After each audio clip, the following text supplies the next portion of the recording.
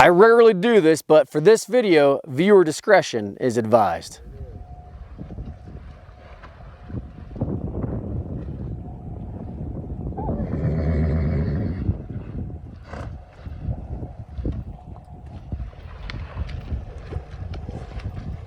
So this video has been a long time coming. This week on the 11th OVC, how the military taught their troopers how to swim their horses. I've been wanting to do this video for quite some time, as swimming horses across rivers and scouting and expeditions and just the general duties of troopers in the saddle during the Civil War, swimming across rivers was very common. In fact, the following excerpts are proof that, of course, it was common and dangerous. On October 24th, a reconnaissance consisting of 8,000 infantry, artillery, and cavalry started for Blackwater. The cavalry succeeded in crossing after many ludicrous scenes of swimming horses and penetrated some distance into the enemy's country. 11th Pennsylvania Volunteer Cavalry Regimental History, page 53. At midnight, the Rappahannock was reached at Kelly's Ford, but 3 days' rain had swollen the river, and after an unsuccessful attempt by the advance to ford it, the idea was abandoned. And the column remained there in line of battle till morning, the boys getting a little more sleep. Fording the swollen river was anything but pleasant or safe, even by daylight, the horses being obliged to swim in that a strong current. However, all of the regiment got safely across. However, there were rumors of casualties in other regiments, though some of them had much difficulty about it, and all got thoroughly wet, the water running over the tops of the saddles and flooding the saddlebags and such of the haversacks that were strapped to the saddles. Ammunition except the Burnside carbine cartridges, which had metallic cases, stood no chance at all that morning. 1st Maine Cavalry Regimental History, page 143. So as always, when we wonder what they were taught or how they did things in the field, the first thing to do is go straight to the manual to see exactly, again, how that cavalry was taught to swim their horses. Congdon's Cavalry Compendium on page 111 says the following. Take up and cross the stirrups to prevent the horse from entangling himself with them. Hold the reins loosely and guide the horse by the slightest touch possible. Lean your chest as much over the horse's withers as possible, throwing the weight forward and holding the mane to prevent the rush of water carrying you backwards.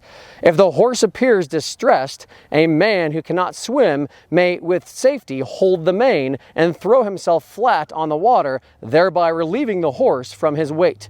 When the horse comes into the depth, he may again get back onto the saddle. And that's all that the manual says. Both Congdon's, Cook's, Poinset's, everywhere I can find, that was the only training that those troopers had. And as you can probably guess, that isn't much direction for our troopers. In fact, there were many instances where crossing rivers resulted in casualties to both horses and men. In fact, from some preliminary research that I've done in the regimental histories, the letters and diaries that I seem to come across, it seems like crossing the river guaranteed some level of loss to either horses or men, or in many instances, both. And the reason that this video has the title it does is that even when I was filming my own swim across the river, the current was just strong enough to disorient my horse and cause him to give up, tumble, and even when it got to the shallows again, he was not able to stand up. And thank goodness that we were able to help him regain his orientation, his standing, and he was able to get up after minutes of us having to hold his head above water.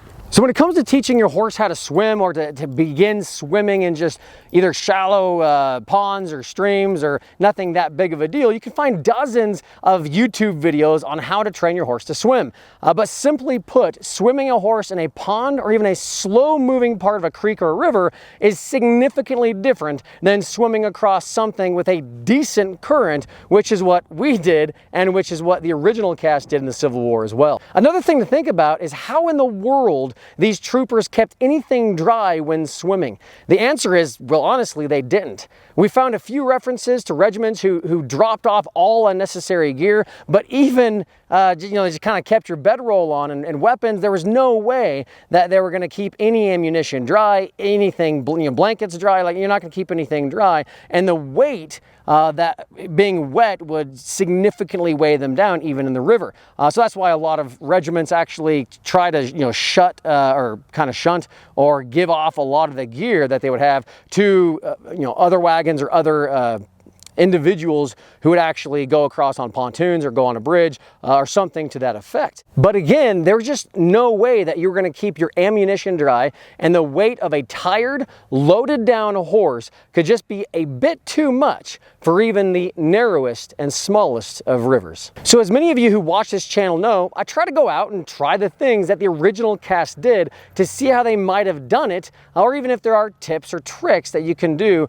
learn by actually doing it.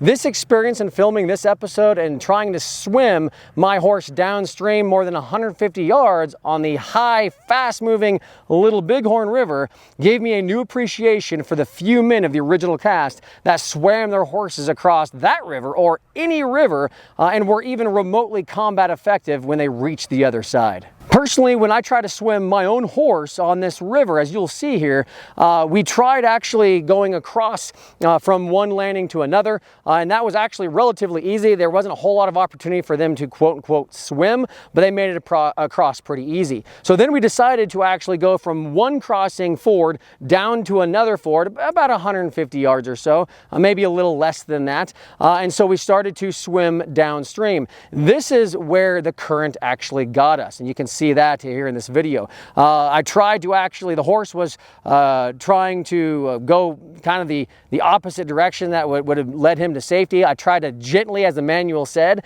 I tried to gently kind of tap his head to get him pointed in the right direction, and that was just enough to disorient him. As you can see again, once his head went upstream, that current took him around, he turned around, and then it just swept us downstream. Now what you don't see in the video is when we actually got to these shallows again, he was so disoriented that he actually started rolling and tumbling in the river. It's one of those moments, those of you who are horse owners, you know, whether it's colic or whether it's a swimming issue, or if they're caught in a fence or whatever it is, there's that moment of, oh my goodness, like this might be it, right? What are we doing? How am I going to get this guy out of here? And for our horse, one of the things that the old timers said is actually, as you want to try to keep the horse's ears above the water, because if they get water in the ears, it really disorients them. And whether my horse had that happen or not, you'll see in the video again, his head did go under, and that might have been just enough to disorient them. Now again, what you don't see in the video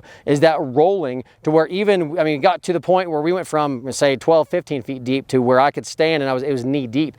And he just kept rolling and could not gain his orientation. And thank goodness we were able to kind of get his head, lift his head, get his reins to where his head and neck was above the water, to where he could breathe, catch his breath, then stand up, and we let him out. But had he rolled 20, 30 more feet, he would have been back in the deep part of the river, and unfortunately I don't think that would have gone really well. And so this is one of those things, again, that's the title of the video, one of the most dangerous videos I've done so far. And honestly, looking back, something stupid that I did without really warming him up like we have in other pools or other smaller ponds. Those of you who ride, I'm sure you have gone to a pond, swam a little bit, come back out, no big deal. But again, what really separated this from any other creek crossing or swim I've done is simply the current. The current, as slow as it was just enough, because the Little Bighorn at that point in time, it wasn't necessarily in flood stage, but it was definitely high. It was right after those big Montana rains, although this wasn't part of that drainage, topographical drainage, but still had a pretty decent amount of flow, and just that current for the Little Bighorn was enough to disorient my horse to where he just started rolling in the shallows, and we had to save him. And so just something to kind of put out there is it makes sense why when there was a large body of cavalry troopers going across a river, there was some almost, I don't want to say guaranteed, but almost guaranteed loss, whether it's troopers or the horses as well. So what are the lessons learned or the historical points taken from this? Number one, going from one side to the other, even if the current takes you down, staying pointed at the shoreline is key. Swimming with the current just tends to disorient the horse. At least it did for the one I tried. That's the first time I'd been in a current like that. I've always gone from point to point, not down with the river.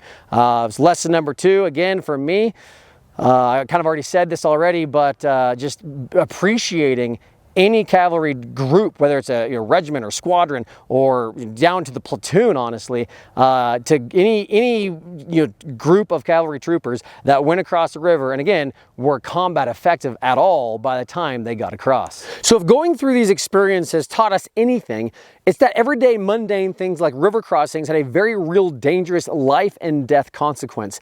As historians doing experimental or experiential archaeology, we can at least be grateful that what we tried was an exercise and not the real deal.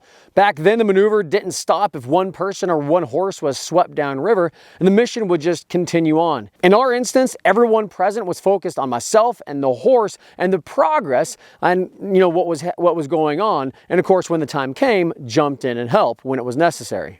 This is one of those things that I would definitely like to try again with a little bit more preparation and training with my horses. But again, guys, comment below, tell me what you think, and thank you so much for watching. Please subscribe if you want to support us, and until next time, of course, ride hard.